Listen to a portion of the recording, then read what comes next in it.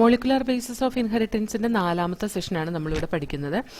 Genetic മെറ്റീരിയലിനെ കുറിച്ചിട്ടുള്ള search, the search for genetic material, അതായത് എന്താണ് ജനറ്റിക് മെറ്റീരിയൽ ആയിട്ട് ആക്ട് ചെയ്യുന്നത് എന്നാണ് നമ്മളിവിടെ ഡിസ്കസ് ചെയ്യുന്നത് കേട്ടോ. ഈ ന്യൂക്ലിയൻ എന്ന് പറയുന്ന സബ്സ്റ്റൻസ്, ഫ്രെഡറിക് മീഷർ ന്യൂക്ലിയൻ എന്ന് പറയുന്ന സബ്സ്റ്റൻസ് കണ്ടുപിടിച്ചതും അതുപോലെ തന്നെ mental principles of inheritance propose ചെയ്തും ഒക്കെ ഏകദേശം ഒരേ ടൈമിൽ തന്നെയായിരുന്നു. പക്ഷേ DNA ആണ് ജനറ്റിക് മെറ്റീരിയൽ ആയിട്ട് ആക്ട് ചെയ്യുന്നതെന്ന് കണ്ടുപിടിക്കാൻ ഒരുപാട് സമയമെടുത്തു. 1926 എന്താ ജനറ്റിക് ഇൻഹെറിറ്റൻസ് ഒരു മോളിക്കുലാർ ലെവലിലേക്ക് എത്തിയ രീതിയിലായി. അതായത് മോളിക്കുലാർ ലെവലിലേക്ക് എത്തുക എന്ന് പറഞ്ഞാൽ ജനറ്റിക് ഇൻഹെറിറ്റൻസ് നടക്കുന്ന ഒരു ഫാക്ടർ ബയോമോളിക്യൂൾ ആയിട്ടുള്ള ഒരു ക്രോമസോം എന്ന് പറയുന്ന ഒരു ലെവലിലേക്ക് എത്തി.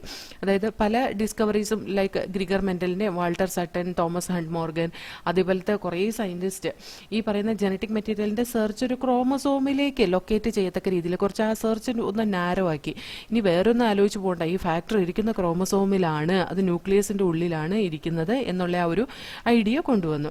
പക്ഷെ അതിന്റെ ഉള്ളിൽ, ആ ക്രോമസോമിന്റെ ഉള്ളിൽ തന്നെ നമുക്കറിയാലോ ക്രോമസോമിൽ എന്തൊക്കെയുണ്ട്, ഹിസ്റ്റോൺ പ്രോട്ടീൻ ഉണ്ട്, നോൺ ഹിസ്റ്റോൺ പ്രോട്ടീൻ ഉണ്ട്, DNA ഉണ്ട്, RNA ഉണ്ട്. അപ്പൊ ഇതൊക്കെ ഉണ്ട്.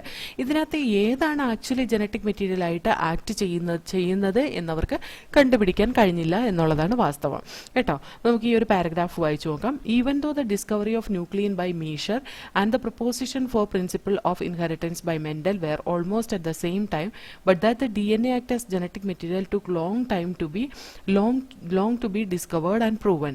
By 1926, the quest to determine the mechanism for genetic inheritance had reached the molecular level. Previous discoveries by Gregor Mendel, Walter Sutton, Thomas Hunt Morgan, and numerous other scientists had narrowed the search to the chromosome located in the nucleus of most cell for the genetic material. അതായത് അവർ chromosome എന്ന ഒരു സ്ട്രക്ചറിലേക്ക് narrow ചെയ്തു കൊടുത്തു. ഇതിന്റെ ഉള്ളിലാണ് എന്തായാലും genetic material ഇരിക്കുന്നത് എന്ന് മനസ്സിലാക്കി കൊടുത്തു. But the question of what molecule actually the genetic material had not been answered. എന്നാൽ ആ ക്രോമസോമിൽ ഏതാണ് ആക്ച്വലി ജനറ്റിക് മെറ്റീരിയൽ ആയിട്ട് ആക്ട് ചെയ്യുന്നത് എന്ന് അവർക്ക് പ്രൂവ് ചെയ്യാൻ കഴിഞ്ഞില്ല എന്നാണ് പറയുന്നത്. ഇനി അതൊരു ട്രാൻസ്ഫോമിംഗ് പ്രിൻസിപ്പിൾ വെച്ചിട്ട് ഫ്രെഡറിക് ഗ്രിഫിത്ത് എന്ന് പറയുന്ന സയന്റിസ്റ്റ് എക്സ്പെരിമെന്റ് വഴി പ്രൂവ് ചെയ്യാൻ ശ്രമിച്ചു. അദ്ദേഹം എന്താ ചെയ്തതെന്ന് ചോദിച്ചാൽ 1928 സ്ട്രെപ്റ്റോകോക്കസ് ന്യൂമോണിയനെ വെച്ച്, അതായത് ന്യൂമോണിയ ഉണ്ടാക്കുന്ന ഓർഗാനിസം ആയ സ്ട്രെപ്റ്റോകോക്കസ് ന്യൂമോണിയനെ വെച്ച് അദ്ദേഹത്തിന്റെ എക്സ്പെരിമെന്റ് സ്റ്റാർട്ട് ചെയ്തു. ഈ സ്ട്രെപ്റ്റോകോക്കസ് ന്യൂമോണിയയ്ക്ക് 2 സ്ട്രെയിൻ ഉണ്ടായിരുന്നു. ഒരു സ്ട്രെയിൻ എന്ന് പറയുന്നത് R സ്ട്രെയിനും അതുപോലെ ഒരു സ്ട്രെയിൻ S സ്ട്രെയിനും ആയിരുന്നു. ഒരു സ്ട്രെയിൻ R സ്ട്രെയിനും, അതായത് R സ്ട്രെയിൻ റഫ് കോളനീസ് ഉണ്ടാക്കുന്നതും S സ്ട്രെയിൻ സ്മൂത്ത് കോളനീസ് ഉണ്ടാക്കുന്നതും ആയിരുന്നു. ഈ R സ്ട്രെയിൻ റഫ് കോളനീസ് ഉണ്ടാക്കുന്ന എന്താണെന്ന് വെച്ചാൽ അതിനൊരു സ്മൂത്ത് ഷൈനി അപ്പിയറൻസ് അതിന്റെ സർഫസിലില്ല. അതായത് ആ സ്മൂത്ത് ഷൈനി അപ്പിയറൻസ് ഉണ്ടാക്കുന്നത് ഒരു മ്യൂക്കസ് പോളിസാക്കറൈഡ് കോട്ടാണ് കേട്ടോ. അപ്പൊ ആ mucus polysaccharide coat R strain ഉണ്ടാക്കാൻ കഴിയില്ല. പക്ഷെ S സ്ട്രെയിന് ആ മ്യൂക്കസ് പോളിസാക്കറൈഡ് കോട്ട് ഉണ്ടാക്കാനുള്ള കഴിവുണ്ട്. മ്യൂക്കസ് പോളിസാക്കറൈഡ് കോട്ട് ഉണ്ടാക്കാനുള്ള കഴിവുണ്ട്.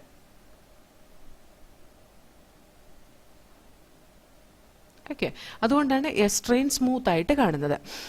അത് അദ്ദേഹം എന്താ ചെയ്തതെന്ന് വെച്ചാൽ ഈ R സ്ട്രെയിനെയും S സ്ട്രെയിനെയും മൈസിലേക്ക് ഇൻഫെക്ട് ചെയ്തു. ഇത് ന്യൂമോണിയ ഉണ്ടാക്കുന്ന ഒരു ബാക്ടീരിയ ആണല്ലോ.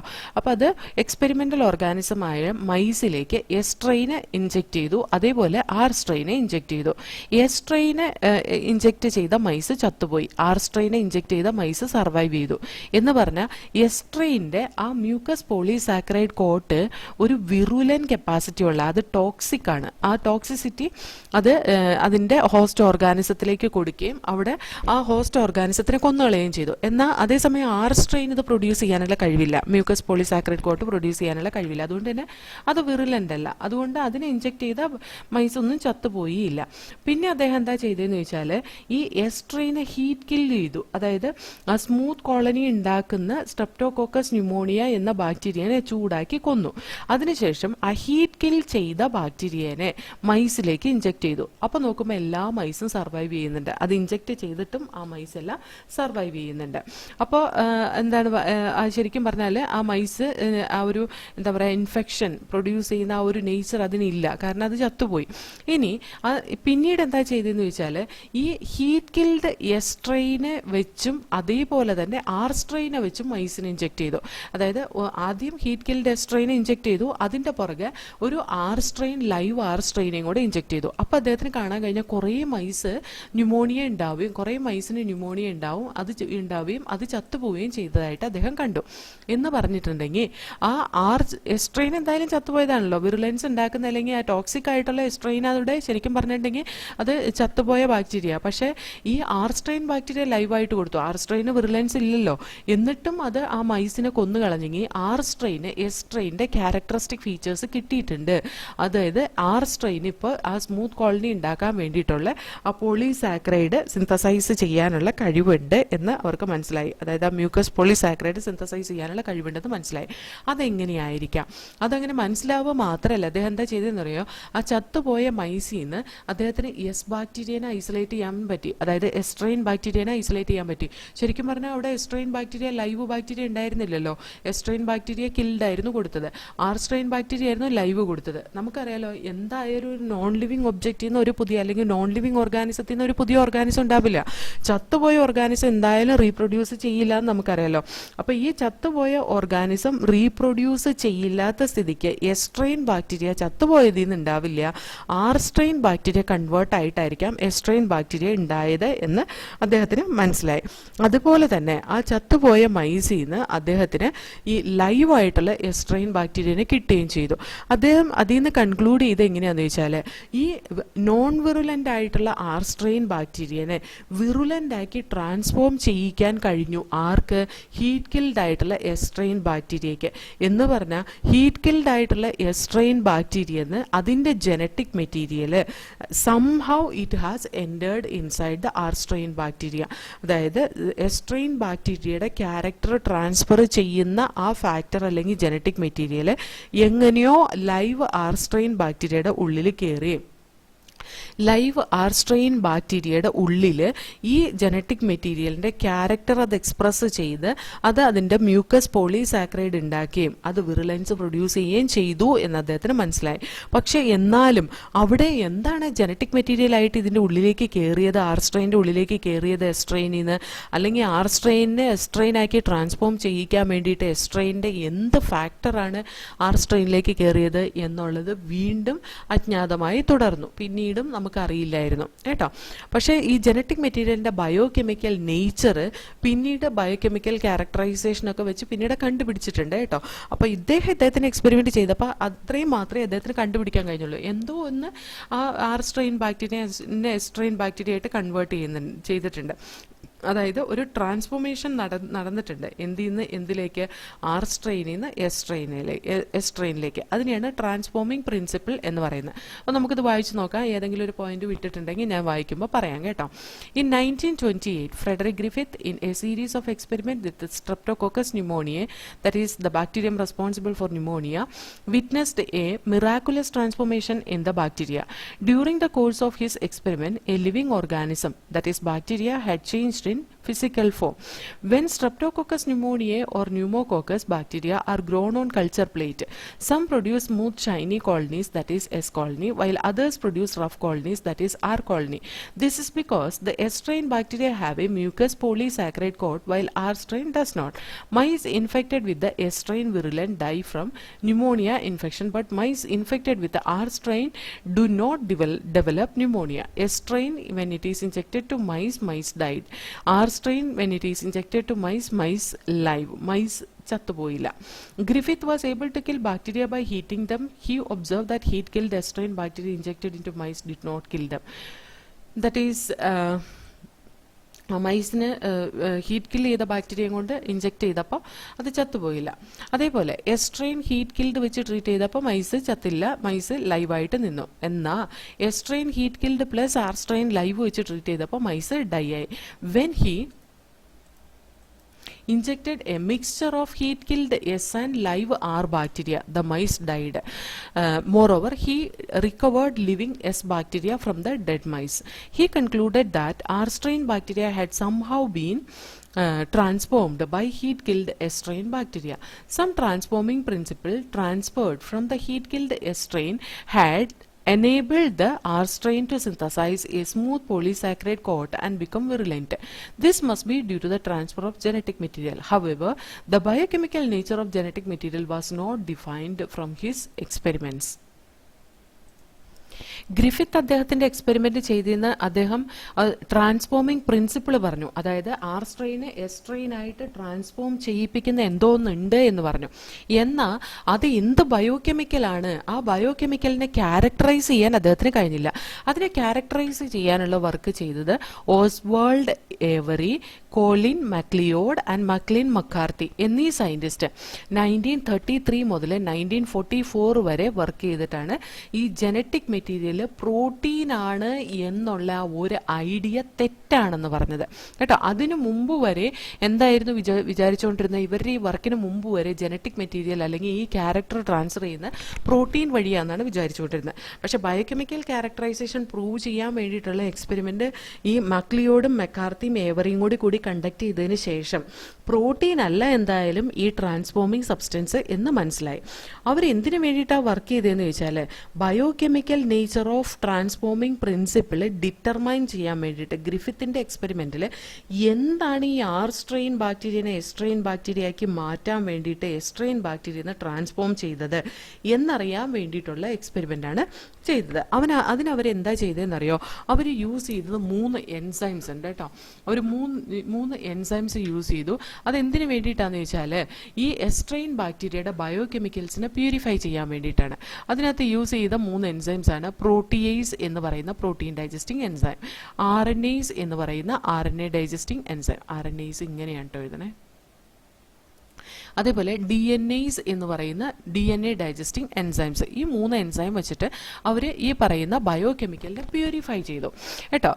അവരെന്താ ചെയ്തതെന്ന് ചോദിച്ചാൽ ഈ ഹീറ്റ് കിൽഡ് എസ്ട്രെയിൻ ബാക്ടീരിയ ഉണ്ടല്ലോ, ആ ഹീറ്റ് കിൽഡ് എസ്ട്രെയിൻ ബാക്ടീരിയനെ എടുത്തിട്ട് അവർ ഓൾറെഡി ചത്ത ബാക്ടീരിയയാണ്, പക്ഷെ അതിനകത്ത് ബയോകെമിക്കൽസ് ഒക്കെ എന്താണ് അവിടെ തന്നെ ഇരിക്കുന്നുണ്ട്.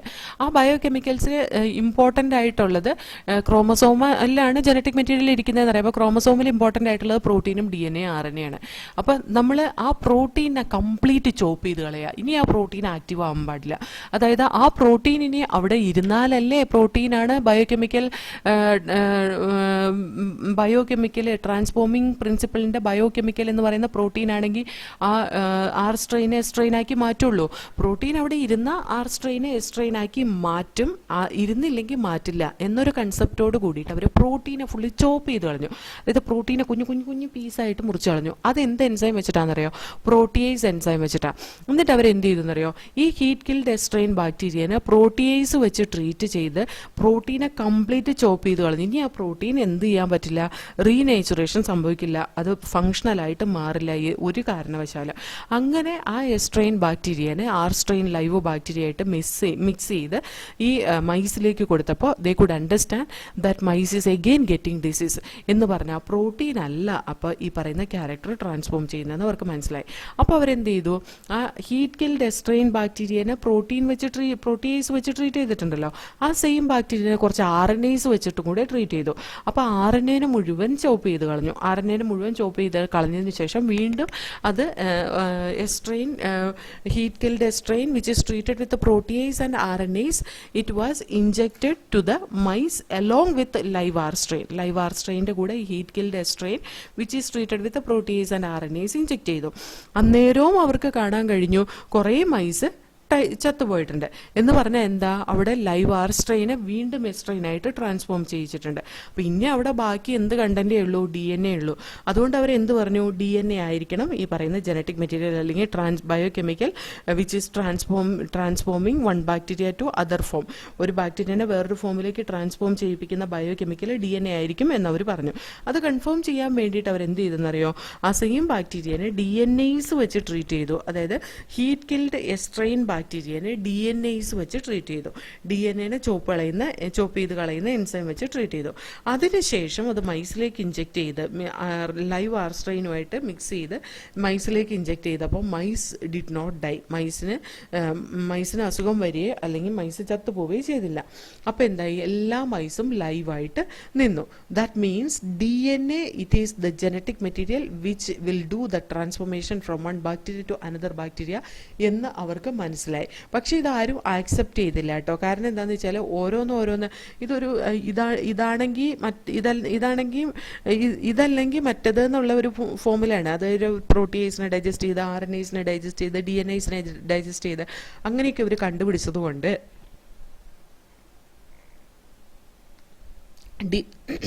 DNA ഒരു ജനറ്റിക് മെറ്റീരിയൽ ആയിട്ട് ആരും കൺസിഡർ ചെയ്തില്ല, ബാക്കി സയൻറ്റിസ്റ്റ് ഒന്നും, കേട്ടോ. അതുകൊണ്ട് തന്നെ അതൊരു കൺഫർമേഷൻ എക്സ്പെരിമെൻ്റ് ആണെന്ന് പറയാൻ പറ്റിയില്ല.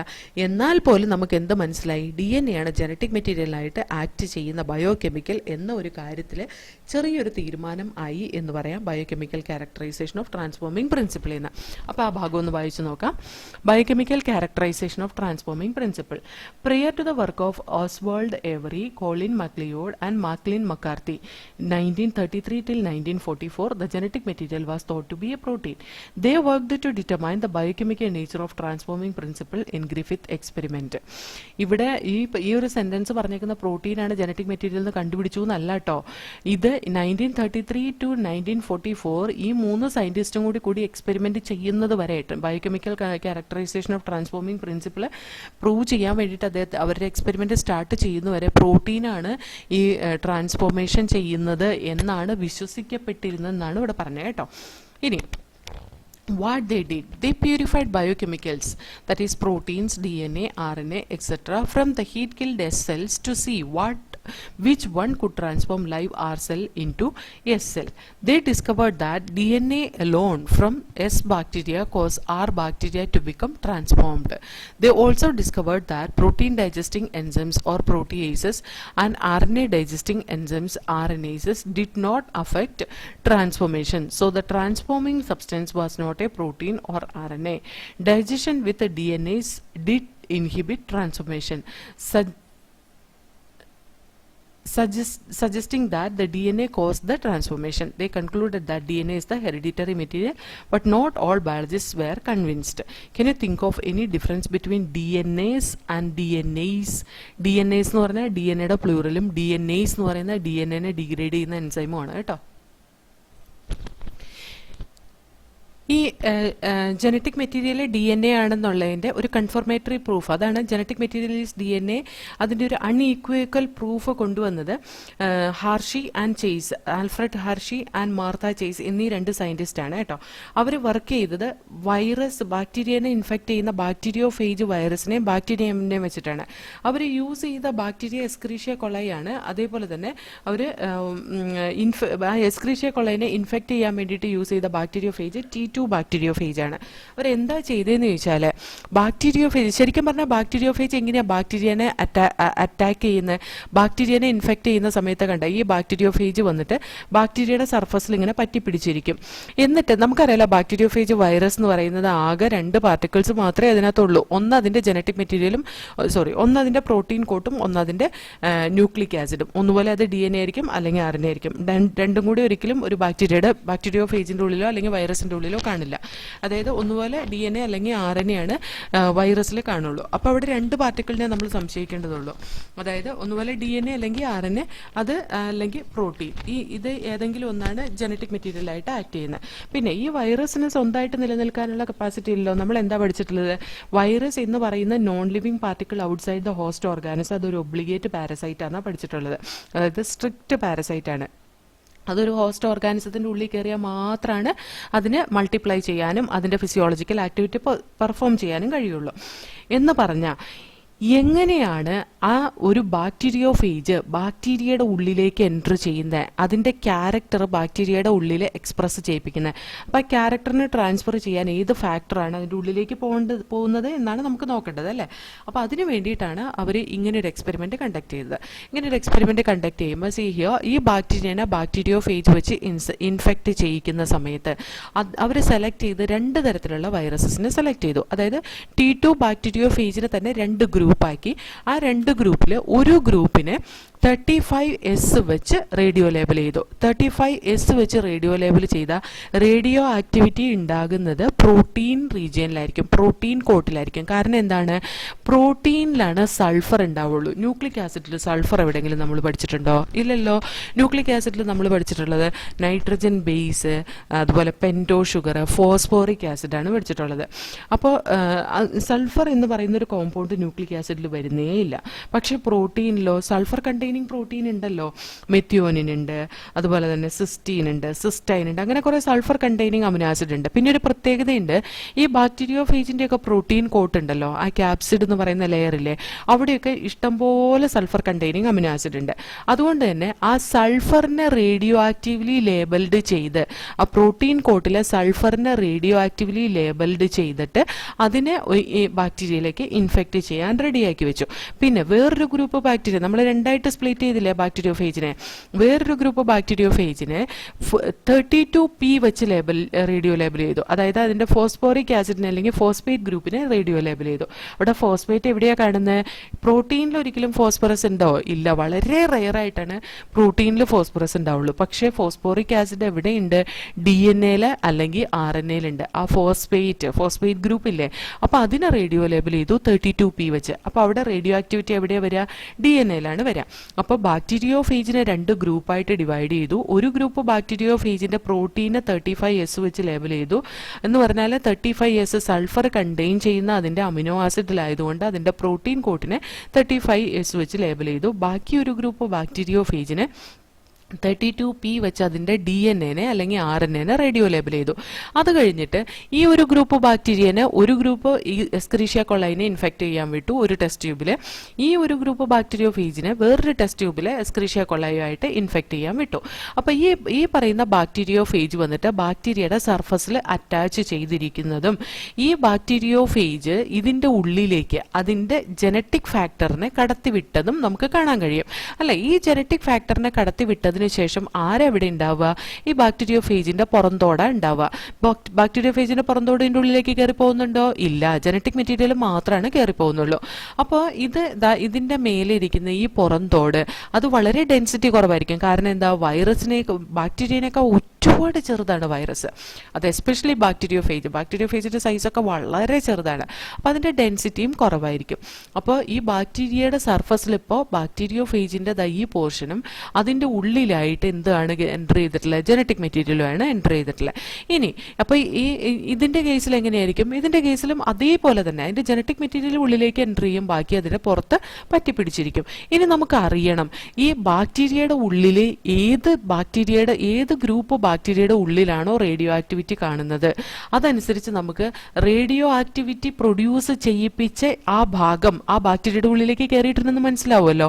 അതിനവരെന്താ ചെയ്തതെന്ന് ചോദിച്ചാൽ ഈ ഒരു ടെസ്റ്റ് ട്യൂബിനെ എടുത്തിട്ട് എജിറ്റേറ്റ് ചെയ്ത് സെൻട്രിഫ്യൂജ് ചെയ്തു. എജിറ്റേറ്റ് ചെയ്യാന്ന് വെച്ചാൽ നന്നായി ഷെയ്ക്ക് ചെയ്തു. ഷെയ്ക്ക് ചെയ്യുമ്പോൾ എന്താവും? ഈ ബാക്ടീരിയയുടെ പുറത്ത് പറ്റിപ്പിടിച്ചിരിക്കുന്ന ബാക്ടീരിയോഫേജിന്റെ ഭാഗങ്ങൾ ബാക്ടീരിയന്ന് വിട്ട് പോരും. എന്നിട്ട് അതിനെ സെൻട്രിഫ്യൂജ് ചെയ്ത് കഴിയുമ്പോഴോ ഡെൻസിറ്റി അനുസരിച്ച് ഇത് രണ്ട് ലെയർ ആയിട്ട് അറേഞ്ച് ചെയ്യും. അതായത് ബാക്ടീരിയോഫേജിന്റെ ഈ റിമെയിൻസ്, അതായത് ബാക്ടീരിയയുടെ ഉള്ളിലേക്ക് കയറാതെ ഇരിക്കുന്ന ഈ കോട്ടുണ്ടല്ലോ, അത് പൊന്തിക്കിടക്കും, ബാക്കിയൊക്കെ താഴേക്ക് പോകും. ഈ കേസിലും അങ്ങനെ തന്നെ ഈ പുറം ഭാഗം, ഇതിനകത്ത് ഉള്ളിലേക്ക് കയറാത്ത ഭാഗം പൊന്തിക്കിടക്കും, ബാക്കിയൊക്കെ അടിയിലേക്ക് പോകും.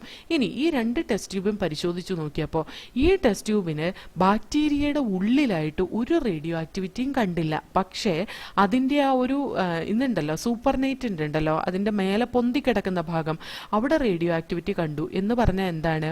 ബാക്ടീരിയയുടെ ഉള്ളിലേക്ക് കയറാതെ കിടക്കുന്ന അതിൻ്റെ ഔട്ടർ കോട്ട് അത് 35S ലേബൽഡ് ആയിരുന്നു. അവിടെയാണ് റേഡിയോ ആക്ടിവിറ്റി കണ്ടത്. ബാക്ടീരിയയുടെ ഉള്ളിൽ റേഡിയോ ആക്ടിവിറ്റി കണ്ടില്ല എന്ന് പറഞ്ഞാൽ ബാക്ടീരിയയുടെ ഉള്ളിലേക്ക് കയറിപ്പോയത് റേഡിയോ ലേബൽഡ് അല്ലാത്ത, റേഡിയോ ആക്ടിവിറ്റി ഇല്ലാത്ത DNA ആണ് അതിൻ്റെ ഉള്ളിലേക്ക് കയറിപ്പോയതെന്ന് മനസ്സിലാക്കാം. അതേപോലെ ഇതിൽ നിന്ന് അത് കൺഫേം ചെയ്യുകയും ചെയ്യാം. കാരണം എന്താണെന്ന് വെച്ചാൽ ഇവിടെ എജിറ്റേഷനും സെൻട്രിഫ്യൂഗേഷനും ചെയ്യുമ്പോൾ ഈ ബാക്ടീരിയയുടെ ഉള്ളിലേക്ക് കയറിപ്പോവാത്ത റിമെയിൻസ്, കയറിപ്പോവാത്ത ഭാഗം അതിൻ്റെ ടെസ്റ്റ് ട്യൂബിൻ്റെ മേലെ പൊന്തിക്കിടക്കുകയും ആ ഭാഗത്ത് റേഡിയോ ആക്ടിവിറ്റി കാണിക്കുകയും ചെയ്യില്ല കേട്ടോ. ഇതിൻ്റെ മുകളിൽ ഈ ഭാഗം ഇത് പൊന്തിക്കിടക്കും, പക്ഷെ അത് റേഡിയോ ആക്ടിവിറ്റി കാണിക്കില്ല. പക്ഷെ റേഡിയോ ആക്ടിവിറ്റി എവിടെയാണ് കാണുക? ആ ബാക്ടീരിയയുടെ ഉള്ളിലായിട്ടാണ് റേഡിയോ ആക്ടിവിറ്റി കാണുന്നത്. ആ ബാക്ടീരിയയുടെ ഉള്ളിൽ കാണുന്ന റേഡിയോ ആക്ടിവിറ്റി എന്തിൻ്റെയാണ്? ഈ ടെസ്റ്റ് ട്യൂബിലുള്ള ബാക്ടീരിയനെ ഇൻഫെക്ട് ചെയ്യുന്ന ബാക്ടീരിയോഫേജിൽ നമ്മൾ റേഡിയോ ആക്ടിവിറ്റി ലേബൽ ചെയ്തേക്കുന്ന DNA-നെയാണ്. അപ്പോൾ ആ DNA ആണ് ബാക്ടീരിയയുടെ ഉള്ളിലേക്ക് കയറിയിട്ടുള്ളത്. അപ്പോൾ സെക്കൻഡ് ടെസ്റ്റ് ട്യൂബിലാണ് 32P കൊണ്ട് റേഡിയോ ആക്റ്റീവ്ലി ലേബൽ ചെയ്ത് ചെയ്ത് DNA ഉള്ളിലേക്ക് കയറിയതായിട്ട് കാണാൻ കഴിയും കേട്ടോ.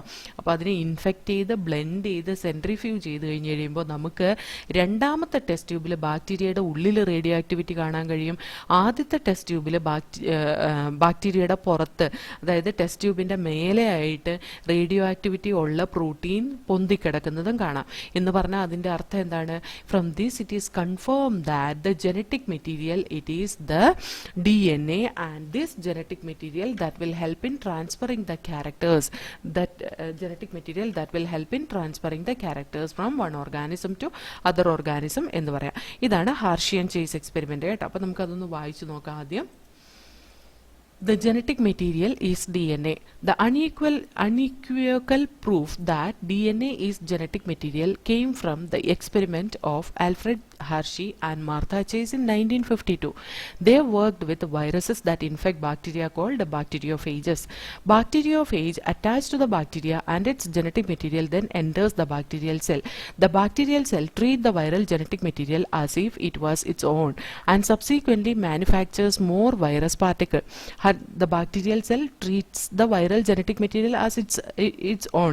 അതായത് ബാക്ടീരിയോഫേജ് അതിൻ്റെ ഉള്ളിലേക്ക് കയറി കഴിഞ്ഞ് കഴിഞ്ഞാൽ പിന്നെ ബാക്ടീരിയ ആ ബാക്ടീരിയോഫേജിൻ്റെ DNA ജനറ്റിക് മെറ്റീരിയലിനെ അതിനെ സ്വന്തമായിട്ട് കൺസിഡർ ചെയ്യുകയും കൂടുതൽ വൈറസ് പാർട്ടിക്കിൾസിനെ സിന്തസൈസ് ചെയ്യുകയും ചെയ്യും. അത് നമുക്കറിയാലോ. Hershey and Chase work to discover whether it was protein or DNA from the viruses that entered the bacteria. They grew some viruses on a medium that contained radioactive phosphorus and some others on medium that contained radioactive sulfur. അതായത് ഒരു കൂട്ടം വൈറസിന് radio active phosphorus ഉള്ള മീഡിയത്തിലും ഒരു കൂട്ടം വൈറസിന് radio active sulphur ഉള്ള മീഡിയത്തിലും വളർത്തി.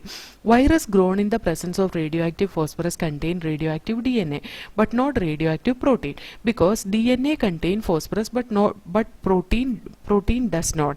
അതായത് ഫോസ്ഫറസ് റേഡിയോ ആക്റ്റീവ് ഫോസ്ഫറസ് ഉള്ള മീഡിയത്തിൽ വളർന്ന ബാക്ടീരിയയിൽ അതിൻ്റെ DNA റേഡിയോ ആക്ടിവിറ്റി കാണിച്ചു. എന്നാൽ പ്രോട്ടീൻ ഫോസ്ഫറസ് കണ്ടെയ്ൻ ചെയ്യുന്നില്ലാത്തതുകൊണ്ട് അവിടെ റേഡിയോ ആക്ടിവിറ്റി കാണിക്കുകയും ചെയ്തില്ല. Similarly viruses grown on radio active sulphur contain radio active protein but not radio active DNA because DNA does not contain sulphur. അതേപോലെ വൈറസസ് റേഡിയോ ആക്റ്റീവ് സൾഫർ മീഡിയയിൽ വളർത്തിയപ്പോൾ ആ protein എല്ലാം radio activity കാണിച്ചു. കാരണം എന്താണെന്ന് വെച്ചാൽ പ്രോട്ടീനിൽ സൾഫർ ഉണ്ട്, DNA റേഡിയോ ആക്ടിവിറ്റി കാണിച്ചില്ല because there is no sulphur in the DNA. ആ ഒരു എക്സ്പെരിമെൻ്റ് ആണ് ഇവിടെ കൊടുത്തിട്ടുള്ളത് കേട്ടോ. ഇതിൻ്റെ ഡയഗ്രമാറ്റിക് റെപ്രസെൻറ്റേഷനാണ് ഇവിടെ കൊടുത്തിട്ടുള്ളത്.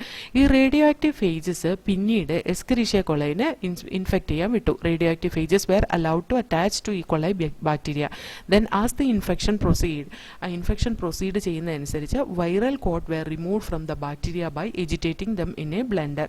ആ വൈറൽ കോട്ട് ബ്ലെൻഡറിൽ എജിറ്റേറ്റ് ചെയ്ത് റിമൂവ് ചെയ്തു. Virus particles were separated from the bacteria by spinning them in the centrifuge. അത് കഴിഞ്ഞിട്ട് ആ വൈറസ് പാർട്ടിക്കിൾ ബാക്ടീരിയയുടെ ഉള്ളിൽ കയറാത്തതിനെ സെപ്പറേറ്റ് ചെയ്തു സെൻട്രിഫ്യൂഗേഷൻ ടെക്നിക്ക് വെച്ച്. Then bacteria which was infected radio active DNA ഉള്ള ബാക്ടീരിയോഫേജിനെ കൊണ്ട് ഇൻഫെക്റ്റ് ചെയ്ത ബാക്ടീരിയയുടെ ഉള്ളിൽ നമുക്ക് ഇത് കാണാൻ കഴിഞ്ഞു, റേഡിയോ ആക്ടിവിറ്റി കാണാൻ കഴിഞ്ഞു. Bacteria which was infected with viruses that had radio active DNA were radio active, indicating that DNA was the material that passed from virus to bacteria. Bacteria that were infected with virus that had radio active protein were not radio active. അതായത് protein radio activity ബാക്ടീരിയോഫേജിലെ protein radio activity label ചെയ്തത് കൊണ്ട് infect ചെയ്ത ബാക്ടീരിയയുടെ ഉള്ളിൽ radio activity കാണാൻ കഴിഞ്ഞില്ല എന്ന് പറഞ്ഞാൽ പ്രോട്ടീൻ വൈറസിന്റെ പ്രോട്ടീൻ ബാക്ടീരിയയുടെ ഉള്ളിലേക്ക് കയറിയിട്ടില്ല എന്നർത്ഥം. അതുകൊണ്ട് തന്നെ നമുക്ക് ഇതിൽ നിന്ന് കൺക്ലൂഡ് ചെയ്യാവുന്നതാണ് DNA is the genetic material. അതാണ് വൈറസിൽ നിന്ന് ബാക്ടീരിയയിലേക്ക് പാസ് ചെയ്തിട്ടുള്ളത് എന്ന് കേട്ടോ. അതിൻ്റെ ഒരു ഡയഗ്രാമാണ് ഈ കൊടുത്തിട്ടുള്ളത്. ആ ഡയഗ്രമാറ്റിക് റെപ്രസെൻറ്റേഷനാണ് ഇവിടെ കൊടുത്തിട്ടുള്ളത്. അപ്പോൾ ഞാൻ ആദ്യം ഡയഗ്രാം വെച്ച് എക്സ്പ്ലെയിൻ ചെയ്തതുകൊണ്ട് ഞാൻ ഇനി പറയുന്നില്ല ഈ ഡയഗ്രാം കേട്ടോ. അപ്പോൾ ഇത്രയേ ഉള്ളൂ ഈ പറയുന്ന DNA is the genetic material. DNA genetic material ആണെന്ന് കണ്ടുപിടിക്കാൻ വേണ്ടിയിട്ടുള്ള കുറേ പ്രൂഫ്. ആദ്യം ഫ്രെഡറിക് ഗ്രിഫിത്ത് അദ്ദേഹത്തിൻ്റെ എക്സ്പെരിമെൻറ്റ് ചെയ്ത് ട്രാൻസ്ഫോമിംഗ് പ്രിൻസിപ്പിൾ പറഞ്ഞു വെച്ചു. ട്രാൻസ്ഫോമിംഗ് പ്രിൻസിപ്പിളിൻ്റെ ബയോകെമിക്കൽ ക്യാരക്ടറൈസേഷൻ എന്താണെന്ന് ഏവറി മക്ലിയോടും മെക്കാർത്തിയും കൂടി പറഞ്ഞു വെച്ചു. ജനറ്റിക് മെറ്റീരിയൽ എന്താണെന്നുള്ള confirmation Alfred Hershey and chase 1952 prove ചെയ്തു കേട്ടോ. അപ്പോൾ ഇത്രയേ ഉള്ളൂ ഈ ഒരു സെഷൻ. നെക്സ്റ്റ് നമുക്ക് ജനറ്റിക് മെറ്റീരിയൽ DNA പ്രോപ്പർട്ടിയാണ് പഠിക്കാനുള്ളത്.